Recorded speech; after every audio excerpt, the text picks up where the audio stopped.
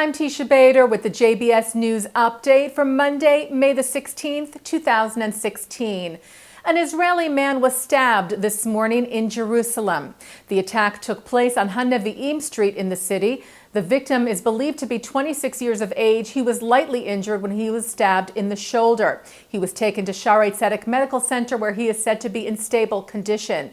The terrorist fled and, according to a police spokesperson, was soon after caught by police without the use of force. He was said to be a 20-year-old Palestinian resident of the West Bank. French Foreign Minister Jean-Marc Ayrault met yesterday with Israeli Prime Minister Benjamin Netanyahu in Jerusalem to discuss the French peace initiative. As we have been reporting to you, the French will be holding a summit later this month that will include ministers from 20 countries to talk about reviving peace talks between Israel and the Palestinians, both of whom will not be part of that initial discussion.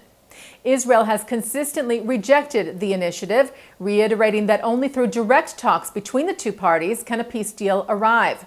Speaking at Ben Gurion Airport after meeting with Netanyahu as well as with Palestinian Authority President Mahmoud Abbas, Ayrault said the conference is not a replacement for direct talks and is just the beginning of a process. He said, "It's clear to us, and I said this to Netanyahu and Abbas, that we cannot fulfill the role of the two sides." He said they will need to carry out direct negotiations, but because the process is stuck, they need external help. He said the goal is to encourage them to return to the negotiating table. Ayrault said the summit will take place despite Israeli objection as planned on May the 30th. And Foreign Minister of the Ivory Coast, Dr. Abdallah Albert Toukesi Mabry, is in Israel today with a delegation. He met with Israeli President Reuven Rivlin, who said that the Ivory Coast was a long-standing friend of Israel and stressed the outstanding cooperation between the two nations. Mabry told Rivlin the relationship between our countries is indeed very old and is becoming stronger. This, he said, is a relationship of trust and mutual appreciation between our peoples and leaders. And over 100 Canadian politicians and business leaders from Ontario arrived in Israel yesterday. The delegation was led by the Premier of the Canadian province, Kathleen Wynne.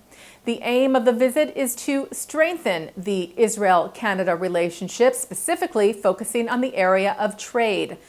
Ontario and Israel already have a memorandum of understanding on research, which, according to the Office of the Premier, has helped generate 15 industry-led R&D projects and leverage more than $16 million in outside funding. The delegation will make stops in Tel Aviv, Jerusalem, and Haifa, and also visit Ramallah in the West Bank on its week-long trip. The United States sharply condemned a Holocaust-themed cartoon contest that is currently taking place in Iran.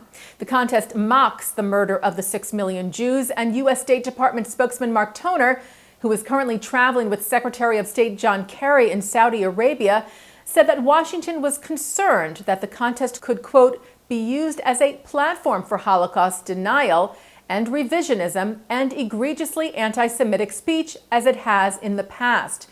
Toner said that such offensive speech should be condemned by the authorities and civil society leaders rather than encouraged.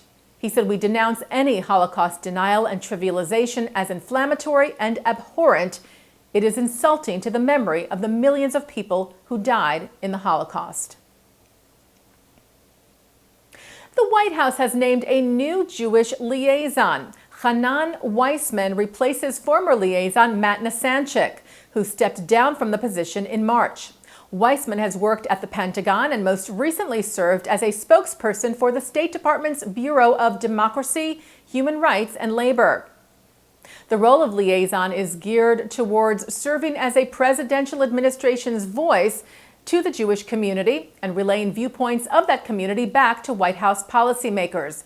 It has existed as early as the Carter administration. 113-year-old Jewish woman Goldie Michelson is said to now be the oldest living American. The New York Daily News reports that Michelson now holds the title after the death of 116-year-old Susanna Mushet Jones on Friday. Michelson was born in Russia in 1902 and emigrated with her family to Worcester, Massachusetts as a child. She has stayed in the area for most of her life and given much of her time to Jewish women's organizations like Hadassah and the National Council of Jewish Women. And taking a look now at our programming for tonight on JBS for Monday, May the 16th. At 7:30, author Laura Silver talks about her personal journey from New York to Poland, seeking the origin of the classic pastry, the knish, that is co-sponsored by the Jewish Historical Society of Fairfield County and the Darien Library. At 8 o'clock, Nathan Gutman, the Washington bureau chief of the Jewish Daily Forward, discusses the reasons for the acrimonious relationship between President Barack Obama and Prime Minister Benjamin Netanyahu in a JBS exclusive of Limud, New York, 2016 from Stamford, Connecticut. At 9, Mark Golub sits down with Israeli journalists to discuss the Iran nuclear deal, the Israeli-Palestinian peace process, and the Obama-Netanyahu relationship, among other things, on L'chaim. And at 10:30, actor Michael Douglas, Danny Meyer, who is CEO of Union Square Hospitality Group, and April Baskin, who is the VP of URJ's Audacious Hospitality, sit with Jody Cantor of the New York Times to talk about open and welcoming community. And coming up right after this newscast tonight at 6:30, Executive Vice Chairman of the Conference of Presidents of Major American Jewish Organizations, Malcolm Hoenlein, talks about UNESCO's resolutions to give Muslim names to Jewish sites, including the Western Wall and Hebron. And that's the JBS News Update for Monday, May the 16th, 2016. I'm Teisha Bader.